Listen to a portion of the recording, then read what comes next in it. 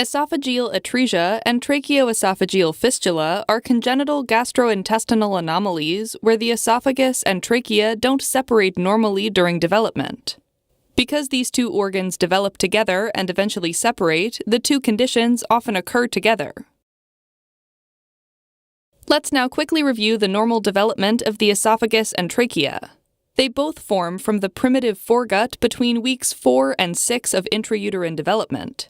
Afterwards, they are separated by the tracheoesophageal septum, which divides the foregut into the laryngotracheal tube at the anterior side and the esophagus at the posterior side.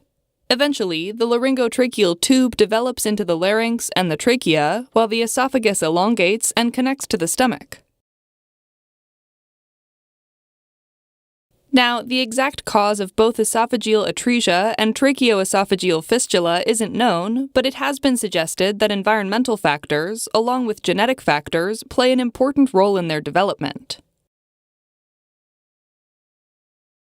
However, there are some risk factors associated with both these conditions. They include prenatal factors such as maternal use of alcohol and smoking, uncontrolled diabetes mellitus, increased maternal age, or exposure to drugs like methimazole and diethylstilbestrol.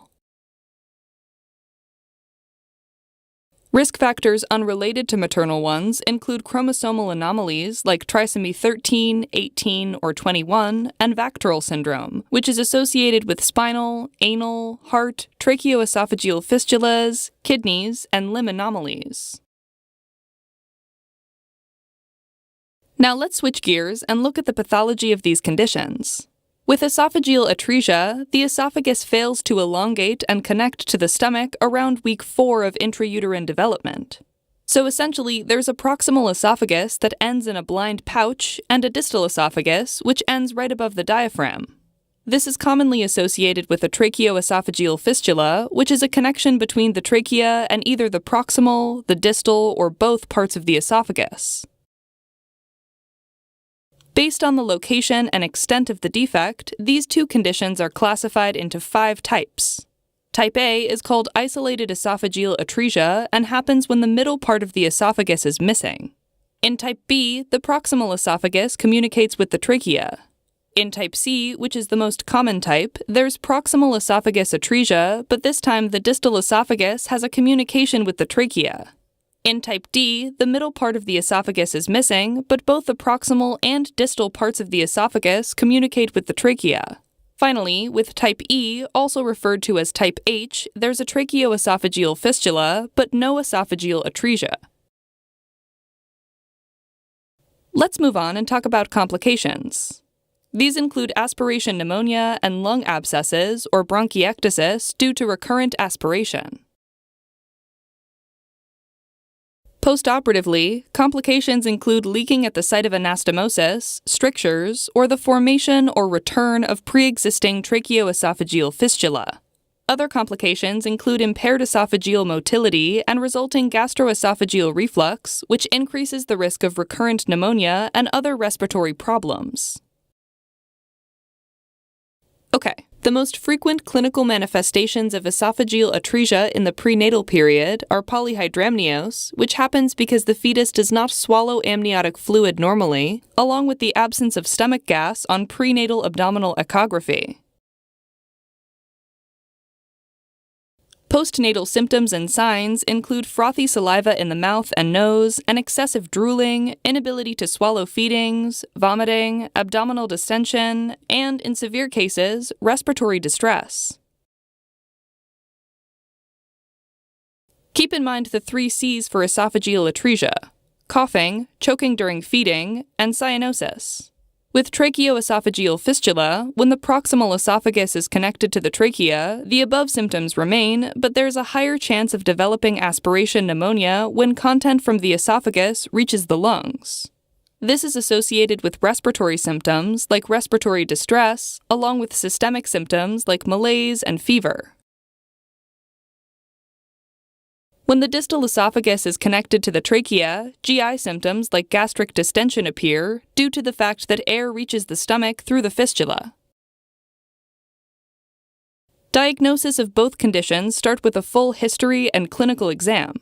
Clinically, a nasogastric or an orogastric tube wouldn't be able to pass all the way from the mouth to the stomach.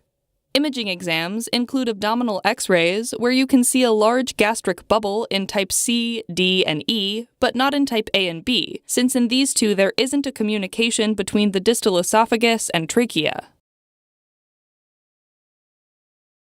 Chest X-rays with a water-soluble contrast solution injected through the orogastric tube shows the anomalies and gives the final diagnosis. Additionally, anomalies that include the Vactorel syndrome should be assessed. Treatment-wise, surgery is the only effective means to correct these conditions, and in otherwise healthy, term newborns, immediate repair is indicated. Other options include delayed repair and staged repair, and these can be considered in infants with low or very low birth weight, moderate or severe pneumonia, or other severe comorbidities or defects. Alright, as a quick recap, esophageal atresia and tracheoesophageal fistula are congenital gastrointestinal anomalies where the esophagus and trachea don't separate normally during development, and both conditions often occur together. With esophageal atresia, the esophagus fails to elongate and connect to the stomach, and tracheoesophageal fistula is a connection between the trachea and esophagus. Risk factors can be genetic or environmental. Clinical manifestations of esophageal atresia in the prenatal period are polyhydramnios and the absence of stomach gas. Postnatal manifestations include frothy saliva, excessive drooling, inability to swallow feedings, and vomiting. The major complication is aspiration pneumonia. Diagnosis is through history, physical examination, and imaging. Treatment is by surgical correction.